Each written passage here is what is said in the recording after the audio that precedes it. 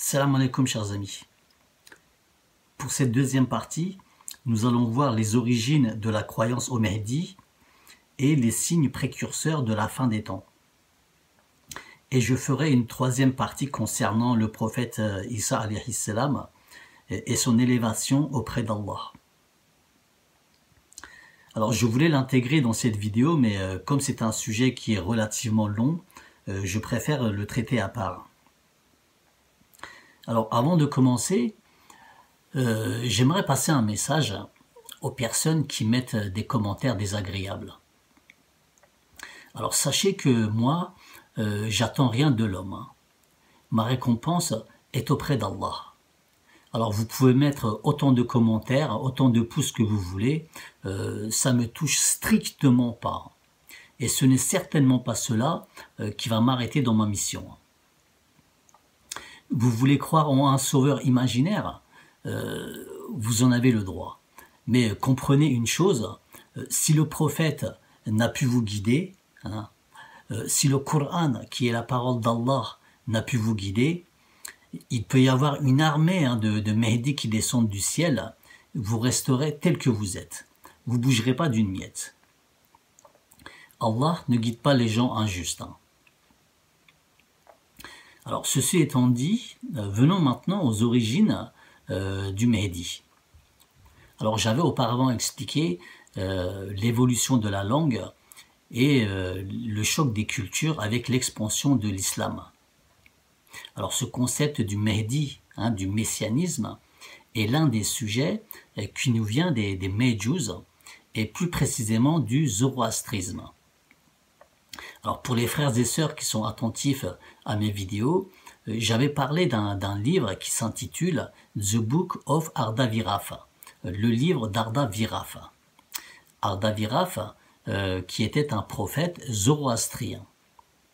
Alors je vous conseille fortement de lire ce livre, car aussi bien l'islam, le judaïsme que le christianisme ont été inondés de mensonges qui viennent du zoroastrisme. Alors on peut dire que les Medjous sont une branche du zoroastrisme et elle est répandue en Iran et en Inde. Alors avant même l'islam, les Medjous, et là on va parler des Iraniens plus précisément, croyaient en un Mehdi, en un sauveur mystérieux. Alors il faut savoir qu'à la naissance de l'islam, les Iraniens avaient une littérature de près de 1000 ans. Ils avaient des livres saints, ils avaient des prophètes, et Zoroastre faisait partie de leurs prophètes. D'ailleurs, Ardaviraf aussi faisait partie de leurs prophètes. Ce sont des croyances qui étaient présentes dans la culture aryenne. Et la croyance au Mehdi est une forme de croyance qui existait dans les anciennes cultures et religions iraniennes. Donc ça nous vient de l'Iran en fait. Alors le peuple iranien a traversé beaucoup de crises de pouvoir, chers amis. Et les bureaucrates, les notables iraniens qui étaient au pouvoir, ont souvent persécuté le peuple et déclenché des émeutes. Donc les rébellions ont été réprimées très cruellement. Et tout ceci a poussé les gens à croire en un sauveur énigmatique. Donc par conséquent, les Iraniens persécutés ont lié leur espoir au Mehdi, vous voyez. Donc des histoires concernant le Mehdi ont vu le jour. Les muhaddis iraniens connaissaient ces problèmes, puisqu'ils les vivaient. Et par la suite, avec l'expansion de l'islam, quand l'islam est arrivé jusqu'à chez eux, on va dire, donc ils ont pris ces croyances qui étaient dans leur culture et les ont intégrées dans leurs livres avec des expressions arabes, en les attribuant au prophète alayhi salam et aux sahaba. Tout ce que vous entendrez sur le Mehdi est présent dans les anciennes cultures iraniennes. Vous pouvez aller vérifier. Et d'ailleurs, j'espère que les frères et sœurs sérieux qui sont dans la recherche iront vérifier. Il y a un sauveur qui va venir et va éradiquer le mal, quoi. Et donc, ils ont mis tout cela dans leurs livres en arabe. Et pourquoi en arabe? C'est pour donner plus de crédibilité et dire que cela provient bien du prophète. Vous voyez? Ça vous rappelle quelque chose, cela? Pour ceux qui fréquentent les mosquées. Les hadiths, souvent, ils vous les lisent en arabe. pour vous faire croire que cela vient du Coran. Il joue avec votre subconscient en fait. Par la suite, dans la période qui a suivi l'islam, donc les cercles iraniens ont été soumis à l'oppression des Omeyyades. Et ce fut particulièrement le cas après Muawiyah. Le peuple iranien, persécuté par l'oppression omeyyade, a fait croître le Mehdi qui était déjà présent dans leur culture. Et après les Omeyyades, ce fut les Abbassides qui persécutaient les peuples. Et là, idem.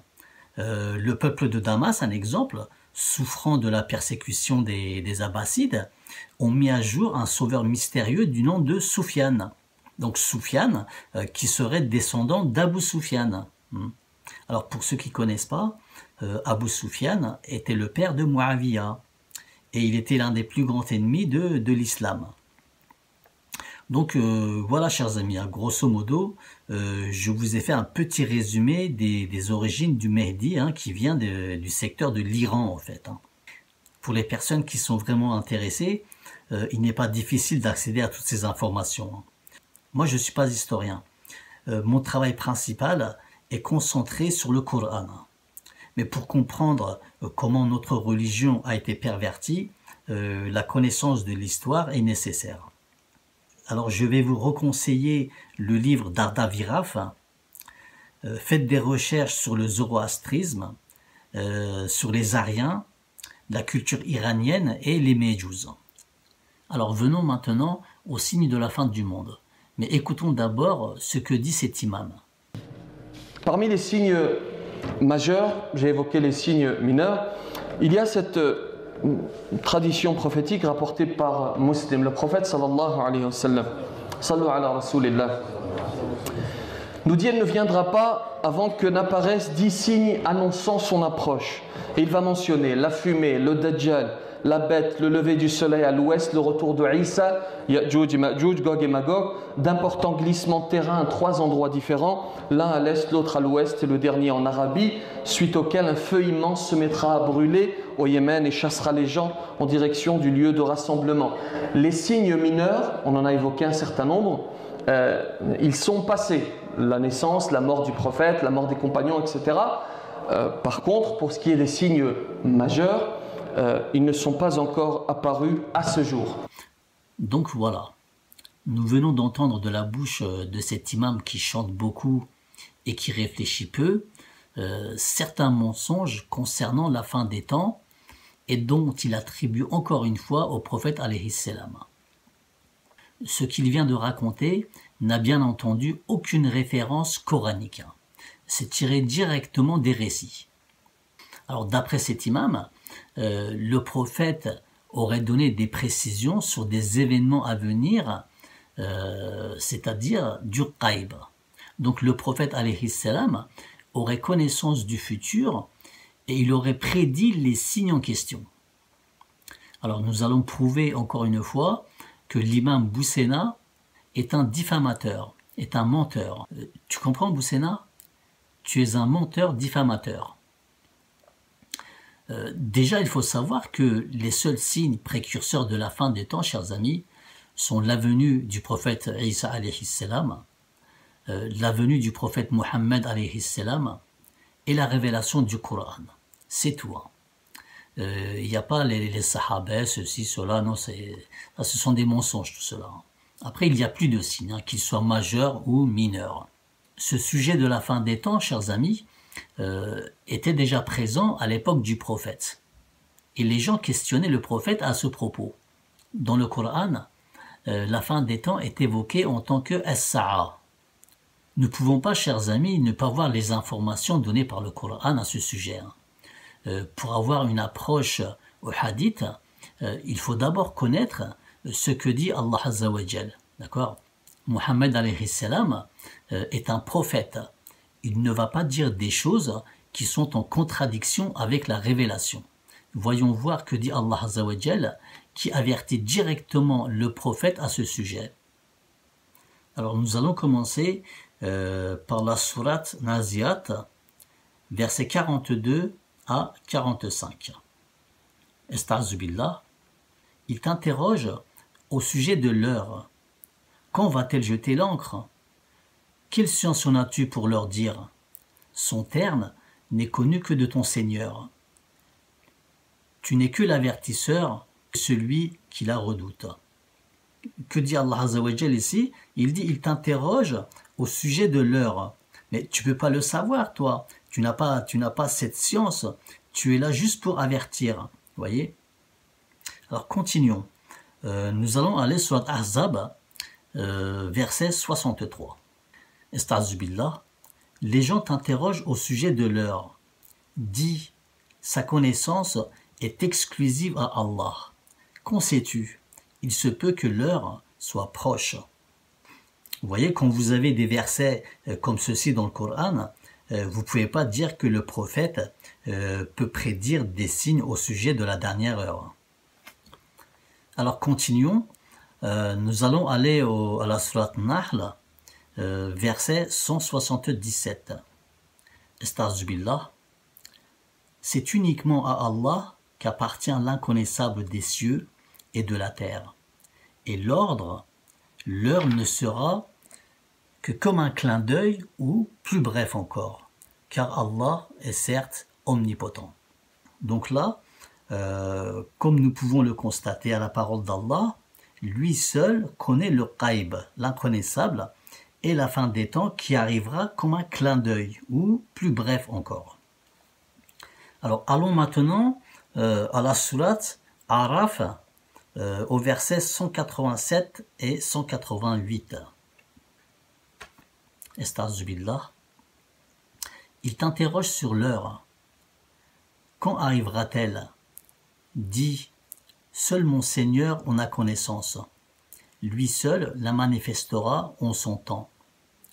Lourde elle sera dans les cieux et sur la terre, et elle ne viendra à vous que soudainement. Soudainement. Il t'interroge comme si tu en étais averti. Dis, seul Allah en a connaissance, mais beaucoup de gens ne savent pas. Dis, je ne détiens pour moi-même ni profit ni dommage, sauf ce qu'Allah veut. Et si je connaissais l'inconnaissable, donc le ghaib, j'aurais fait du bien en abondance, et aucun mal ne m'aurait touché. Je ne suis pour les gens qui croient qu'un avertisseur et un annonciateur. Que dit Allah Azza wa Jal ici? Il dit l'heure va vous arriver soudainement. Voilà. La ataytikum illa ba'tatan, soudainement. D'accord? Donc la dernière heure, elle va venir soudainement, chers amis. Hein. Alors quelque chose qui vient soudainement n'a pas de signe précurseur. Et quand il y a des signes précurseurs, ce n'est pas soudain. Le Mehdi, le Dajjal, des signes précurseurs, cet imam est un menteur. Hein. Alors allons à la sourate Taha, verset 15. Esta'zubillah, l'heure va certes arriver. Je la cache à peine de moi-même, pour que chaque âme soit rétribuée selon ses efforts. Donc vous voyez que dit Allah Azza wa Jal dans ce verset, il dit je la cache à peine de moi-même. Donc il la cache à peine de lui-même, il dit. Alors avant de finaliser, nous allons donner le coup de grâce avec un dernier verset. Et nous allons aller à la sourate Muhammad, verset 18. Alors sourate Muhammad, verset 18. Esta'zubillah. Qu'est-ce qu'ils attendent sinon? Que l'heure leur vienne soudainement? Or, ces signes avant-coureurs sont certes déjà venus. Et comment pourront-ils se rappeler quand elle leur viendra? Donc, que dit Allah Azza wa Jal? Il dit, qu'est-ce qu'ils attendent? Ils attendent que l'heure leur vienne soudainement. Hein? Et il rajoute que les signes avant-coureurs sont certes déjà venus. Vous voyez, il dit que les signes, ils sont déjà venus. Donc, Allah Azza wa Jal dit que les signes sont déjà arrivés, hein, sont déjà venus. Mais l'imam Boussena, il dit non. Donc de son propre chef, il invente encore des signes à venir. Hein, subhanallah. Et quels sont les signes avant-coureurs qui sont déjà venus, chers amis? C'est la venue du prophète Isa alayhi salam, la venue de notre prophète Mohammed alayhi salam, et la révélation du Coran. C'est tout. Il n'y a pas d'autres signes avant-coureurs. Tout le reste qu'on vous raconte dans des récits, hein, tout ce que dit cet imam Boussena, ce ne sont que des spéculations, c'est tout. Voilà, chers amis. Je pense que j'en ai fini pour aujourd'hui avec ce personnage. Pour conclure, les signes avant-coureurs de la fin du monde dont nous parle cet imam Boussena ne sont pas islamiques. Ceux-ci ont été greffés à l'islam via des récits inventés. Hein. Et la croyance au Mehdi aussi. La croyance au Mehdi, comme je vous ai dit, elle existait bien avant l'islam, hein, et c'est dans la culture iranienne. Et cette croyance se base sur le zoroastrisme.